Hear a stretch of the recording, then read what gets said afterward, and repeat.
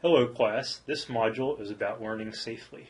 In other words, how to safely reverse engineer your product. We're all aware of common hazards such as things like sharp knives. We know not to run with scissors, to protect ourselves from loud noises, to be careful of wild animals. But there's some hazards that are imperceptible. They may even be perceptible because you're unaware that they're hazards, or maybe you just can't physically sense them with our senses.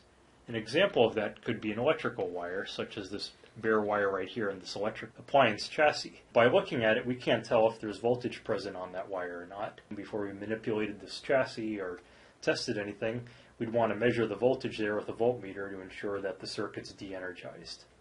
Another imperceptible hazard is an invisible laser, such as a CO2 cutting laser. It can inflict a lot of damage on things, and you want to make sure that that laser is properly contained and that you're wearing the proper protection if you're dealing with those.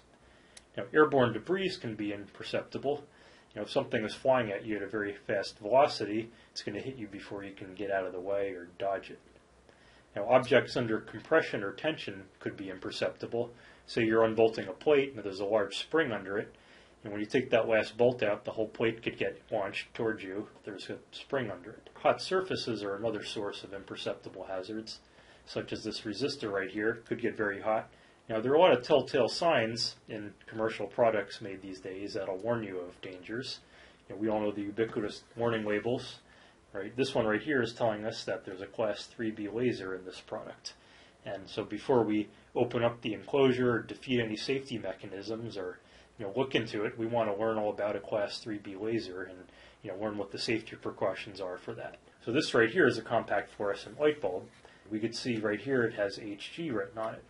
So that's telling us that there's mercury present in these fluorescent tubes. So if we were to take the lamp apart, we'd want to do it in a controlled environment such that we don't pollute our environment with mercury. So the bottom line is you want to perform background research on whatever it is you're reverse engineering. Now it's important to always disconnect the power supply. This is an electric toothbrush charger right here. Now say if we wanted to examine the circuit inside it and take the enclosure apart, before we did that, we'd want to make sure that the power cord is disconnected from the wall. The safest way to do that is to follow the cord out of the device, look at every single piece of that, all the way to the end to ensure that we're unplugging the right cord. Because sometimes there's more than one cord on the bench, or you think it's unplugged, but physically seeing it and feeling that it's unplugged is the most reassuring. Now you want to beware of stored energy.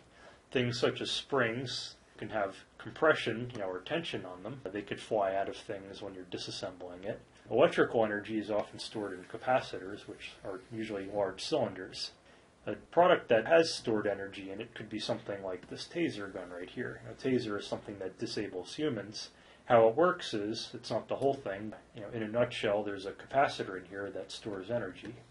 The capacitor is charged up by batteries in the power supply. So when you pull the trigger, the energy goes from the capacitor through a circuit and ultimately to the electrodes where the high voltage is supplied.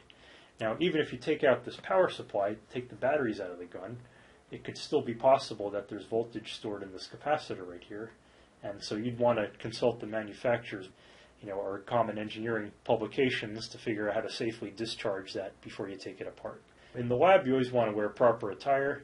That starts with closed-toed footwear. You don't want to have your feet exposed to things such as falling knives or large objects, so you want to wear footwear that will protect your feet. You want to have short sleeves if you're working with things that move, such as lathes or rotating objects. And if you're working with things such as chemicals or hot objects, you'd want long sleeves to protect your skins. And you always want to remove all dangling objects, such as lanyard, because those can get pulled into things. You want to securely tie up long hair and remove any finger rings.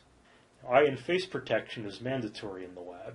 There are different levels of eye and face protection. Many of us wear prescription glasses, which afford a little bit of protection. You can imagine if you're working on a device down here and a spring flew out, if you're looking at the device, there's a good chance it'll hit you in the lens. But if your mates in the lab are working on a similar device over here and a spring flies out of theirs, it might go between your glasses frame and your face and hit you in the eye.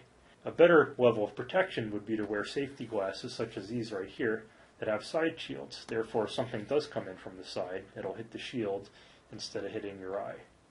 If you need more protection from things such as liquids or sparks, you want to use a pair of goggles that fit tightly against your face. And if you want to protect your whole face, you could wear a face shield. If you're working with molten metal or things like springs that could be flying around, you put on a face shield. Now we're going to introduce the screwdriver to you. Most of you are probably familiar with them. The screwdriver is used for driving fasteners. There are many different size screwdrivers. So one thing you'll notice with all these screwdrivers is they have metal tips on them. A new screwdriver has a fairly sharp tip on it. So you always want to keep your hands clear of the tip when you're using the tool. And you want to make sure you use the proper size screwdriver for the job. In other words, if you have a number 2 Phillips screw, you want to use a number 2 Phillips screwdriver. Now this is an example of using a screwdriver to open up an enclosure. So there's a little tab right here in this enclosure. You insert the screwdriver in there and you twist the screwdriver and it pops the enclosure apart. The trouble here is that this person's hand is right there, so if the screwdriver tip slips, it's going to hit their hand and can cut them. So a better solution would be to affix the product in a vise, and then you could use a screwdriver to safely open it and not worry about the screwdriver slipping off because it's not going to hit any hands if it's in this position.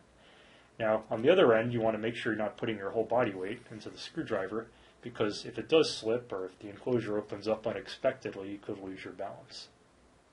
So at the end of the class, when you're wrapping up, you want to be sure to put all your tools and supplies back away. You want to dispose of your device if you're done with it properly, or store your work.